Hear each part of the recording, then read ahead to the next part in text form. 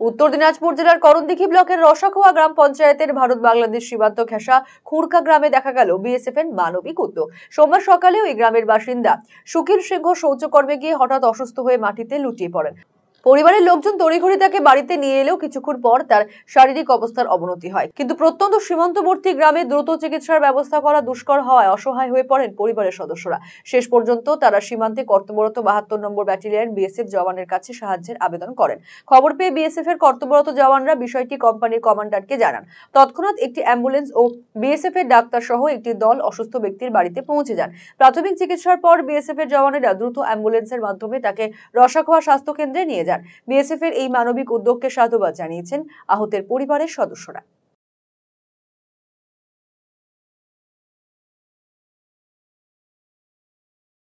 রাত্রে পেশাব করতে উঠলো, কলের পাড়ে গেল, পড়ে গেল, পড়ে যাওয়ার পরে অজ্ঞান হয়ে থাকলো।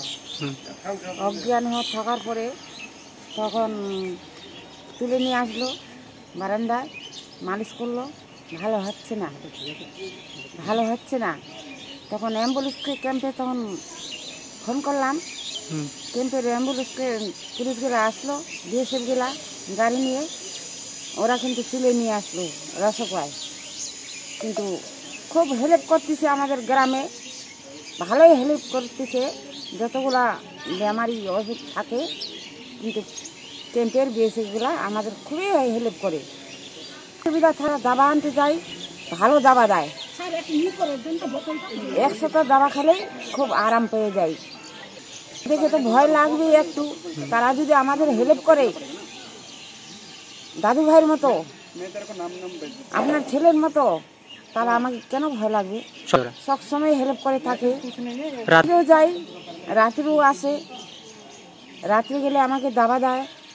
গাড়ির দরকার থাকলে আমাদের গাড়ি নিয়ে আসে, পেশেন্টকে নিয়ে আমার কোথায় যেতে হয়, রায়গঞ্জে যেতে হয়, রায়গঞ্জে নিয়ে যায়। রসগোয়া আসলে রসগোয়া নিয়ে আসে, ওখানে নিয়ে যায়। ভালো বলবো আমরা।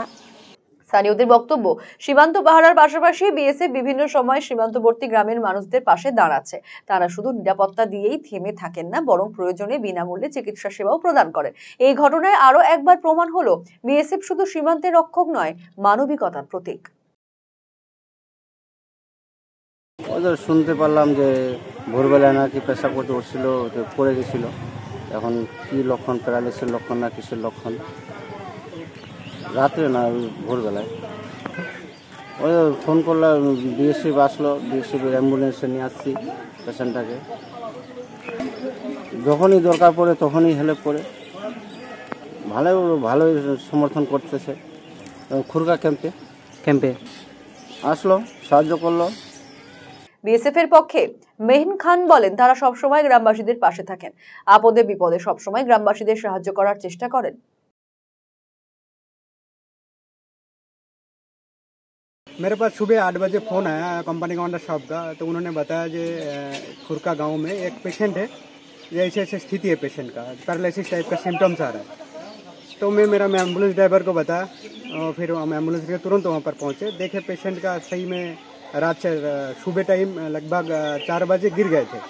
गिरने के बाद उनको थोड़ा सिम्टम्स से आ रहा था, मतलब बॉडी पार्ट्स में मतलब सेंस नहीं आ रहा था, सेंसलेस हो गया था। और जो वाइटल साइन भी होता है बीपी वगैरह, वो भी एबनॉर्मल आ रहा था। तो हमने डॉक्टर साहब से बात किया, यहाँ का पीएचसी का डॉक्टर साहब, जो डॉक्टर साबिर खान से बात किया। उन्होंने बोला जल्दी से जल्दी यहाँ हॉस्पिटल में पहुँचाओ। फिर हमने उसको एम्बुलेंस में लेकर आए। ये इनका भाई है पेशेंट का, तो इनको भी साथ के फैमिली को भी साथ में लेकर आ गए हम हॉस्पिटल में। अभी डॉक्टर साहब से दिखाए, डॉक्टर साहब बोला अभी उनको देख रहे, जाँच कर रहे हैं, जाँच करने का ज़रूरत है।